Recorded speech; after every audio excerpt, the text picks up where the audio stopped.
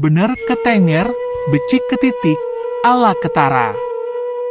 Sebuah falsafah Jawa yang terlihat sederhana dan sering diucapkan orang, yang bermakna bener ketenger bermakna yang berbuat benar akan ditandai atau diingat-ingat orang.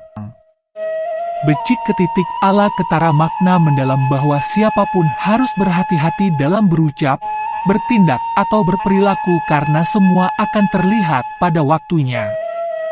Ini sekaligus peringatan kepada setiap pribadi agar selalu ingat bahwa Gusti Allah mengawasi setiap perbuatan manusia. Yang baik pasti akan terbukti, sedangkan yang buruk akan terbuka pada waktunya meskipun ditutupi serapat apapun.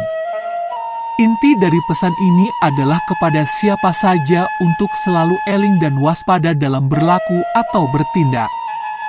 Orang yang berperilaku benar, tidak usah takut dikucilkan, dijauhi atau diasingkan, karena kebenaran tidak akan pernah mati. Kebaikan itu akan tetap abadi dan akan ada orang yang selalu menjadi saksi kebaikan itu. Orang yang berbuat baik, tidak usah khawatir jika tidak mendapatkan balasan secara cepat. Pada saatnya akan mendapatkan balasan dan kebaikan itu dihargai. Dalam masyarakat Jawa dikenal, apabila berkelakuan jahat atau buruk, maka jika tidak mengenai diri sendiri, bisa jadi balasan keburukan itu mengenai keturunannya. Pengawasan yang dilakukan oleh Gusti Allah sangat dekat, bahkan apa yang ada dalam bisikan hati manusia pun sudah diketahui. Dan sesungguhnya kami telah menciptakan manusia dan mengetahui apa yang telah dibisikkan oleh hatinya, dan kami lebih dekat kepadanya daripada urat lehernya, yaitu ketika kedua malaikat mencatat amal perbuatannya, satu duduk di sebelah kanan dan yang lain duduk di sebelah kiri. Tiada satu ucapan pun yang diucapkannya melainkan ada di dekatnya malaikat pengawas yang selalu hadir. Surat Kaf ayat 16-18. Falsafah becik ketitik ala ketara sekaligus menjadikan kendali moral agar manusia tidak gegabah. Karena kebaikan dan keburukan akan mendapatkan balasan. Kebaikan dan keburukan berpulang kepada pelakunya. Perbuatan baik mendapatkan kebaikan dan perbuatan buruk mendapat keburukan, meskipun terkadang butuh waktu untuk membuktikannya. Alam semesta sudah memberikan contoh dan menjawab atas perilaku pemimpin bangsa ini yang tidak menjalankan tugasnya dengan amanah. Satu persatu semua aib dan keburukannya terlihat dan terbuka di muka umum. Mereka mengira dengan kekuatan dan kekuasaannya dapat menutupi semua kecurangan dan kesalahan selama-lamanya.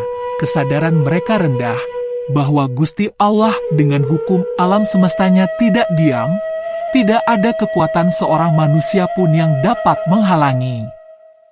Kekayaan yang didapat dari mengeruk uang negara, dalam hal ini keringat rakyat, semesta memaksa harus dikembalikan dengan membuka aib dan kebohongan para pemimpin yang tidak menjalankan amanahnya untuk kemaslahatan rakyat.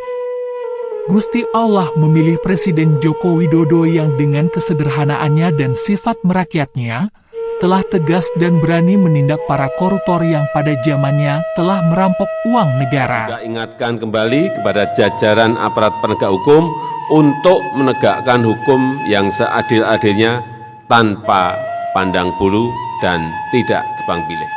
Presiden Joko Widodo telah merubah dan mengajarkan bangsa ini untuk kembali pada ajaran warisan leluhur yang mengajarkan kesadaran untuk berbudi luhur. Tanda-tanda kebangkitan Nusantara sudah mulai terlihat menuju Indonesia menjadi negara maju. Bangsa ini harus sudah menyadari dan bersyukur bahwa anugerah dan rahmat Gusti Allah untuk negara yang kita cintai ini terus dicurahkan.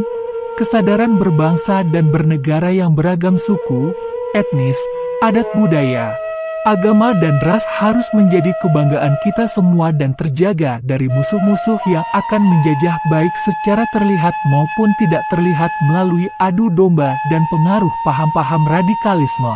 Dengan menjunjung Pancasila dan Bhinneka Tunggal Ika, untuk melanjutkan kepemimpinan Bapak Joko Widodo yang akan berakhir.